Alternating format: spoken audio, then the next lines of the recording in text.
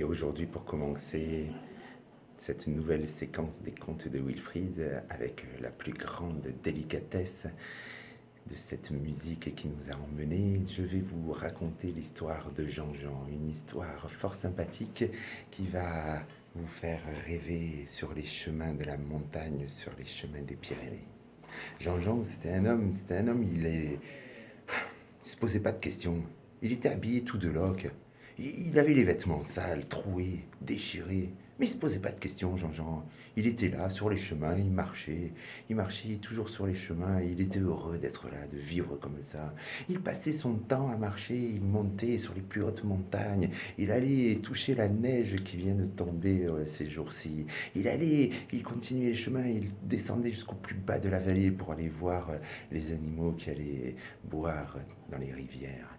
Et c'est comme ça que Jean-Jean, en marchant un jour, là, juste en face de lui, sur le chemin, un homme. Et Jean-Jean, il, il a vu l'homme et il ne le sentait pas, cet homme-là. Alors il s'est un peu décalé, mais pas beaucoup. Et l'homme lui dit, mais enfin, qu'est-ce qui t'arrive? Pourquoi tu me laisses pas passer? Tu peux me dire, là, qu'est-ce que c'est cette histoire? Et Jean-Jean, il le regarde et il lui dit, toi, est-ce que tu sais sourire? Et l'homme, il lui dit, mais c'est quoi ça, sourire? Quoi? L'homme, il savait même pas ce que c'était que sourire. La Jean-Jean, comme on dit, les bras lui sont tombés. Il est resté bouche bée. Et puis il était là à se dire, mais qu'est-ce que c'est que cette histoire? Et l'homme, il est passé, il a bousculé, il a continué son chemin. Jean-Jean, il s'est dit, mais c'est pas vrai.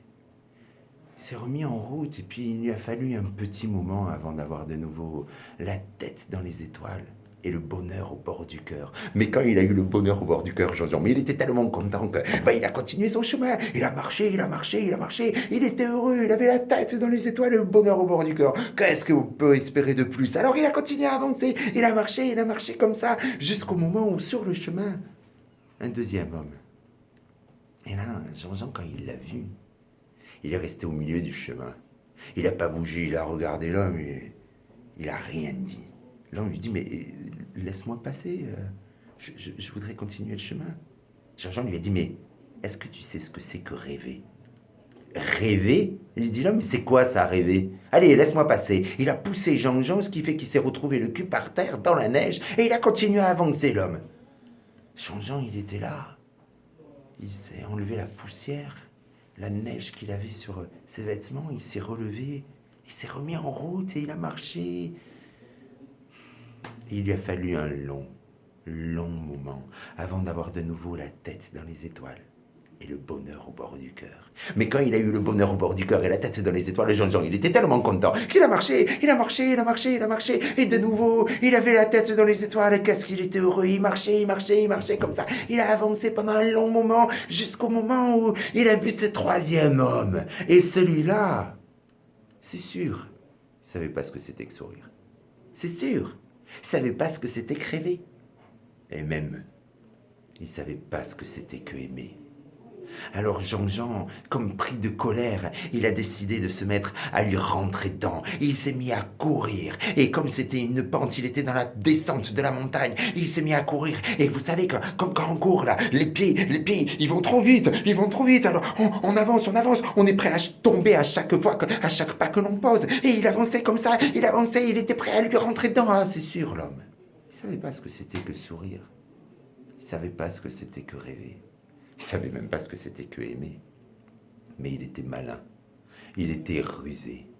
Et quand il a vu Jean-Jean arriver droit sur lui, lui foncer dessus, il s'est décalé. Il a fait un pas sur le côté. Et Jean-Jean, pris dans son élan, il n'a pas pu s'arrêter. Il n'a pas pu faire un virage pour le bousculer, lui. Non, il a continué sur le chemin, toujours encore plus vite, dans la neige. Il courait, il roulait peut-être, il volait peut-être. Enfin, ses pieds ne touchaient même plus le sol. Il était là, en train d'être embarqué dans cet élan, quand la vieille, c'était une vieille. Elle avançait tranquillement. Elle était en train de monter pour aller jusqu'à sa maison. La vieille, elle avait le dos tellement courbé qu'elle ne pouvait voir que ses pieds. La vieille, elle était tellement sourde qu'elle n'a pas entendu Jean-Jean débouler.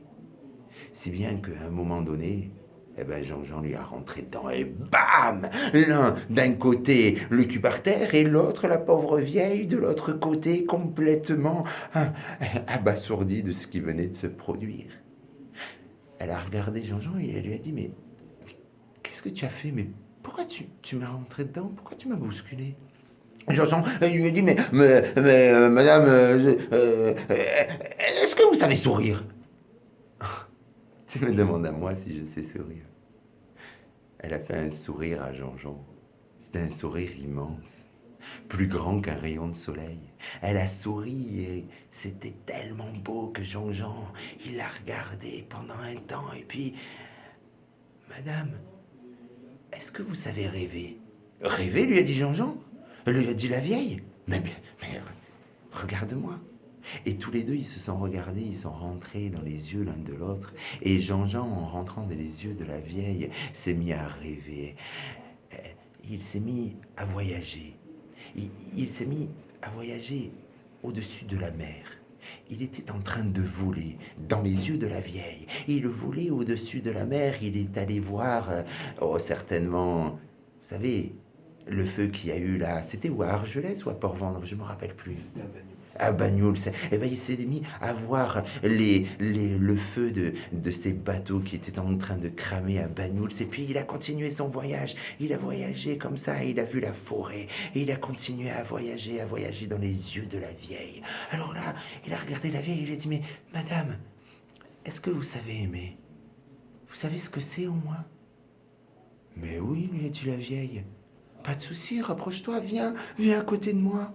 Alors Jean-Jean, il s'est relevé, il a enlevé une nouvelle fois la neige qu'il avait sur lui et il s'est rapproché de la vieille. Et la vieille, vous savez, elle avait un cœur, il était énorme. Il débordait de tous les côtés. Ce qui débordait, c'était tout le bonheur qu'elle avait. Et ça débordait tellement que ça la dépassait. C'était immense. Son cœur était plus grand que tout son corps. Si bien que quand Jean-Jean, il s'est rapproché de la vieille, eh bien, il est rentré dans son bonheur. Et là, il a senti tout l'amour de la vieille. Mais madame, comment vous faites? Ah, tu veux savoir ça, hein? Allez, viens, lève-toi et avançons. Ils se sont tous les deux levés, ils se sont aidés l'un l'autre et tranquillement, ils ont avancé. Oh, ils n'ont pas marché longtemps, non. Non, ils sont allés juste à la petite maison qui était pas très loin, une petite cabanon. Et ils sont rentrés dans le cabanon. La vieille, elle a commencé à faire un feu, alors Jean-Jean l'a aidé à faire le feu. Et puis, elle a pris une grosse gamelle qu'elle a accrochée sur la crémaillère. Et elle s'est assise sur le banc dans l'âtre de la cheminée. Et Jean-Jean s'est assis en face, et puis la vieille, en faisant cuire sa soupette, a commencé à raconter des histoires. Des histoires à sourire. Des histoires à rêver. Et même des histoires à aimer. Et c'est comme ça.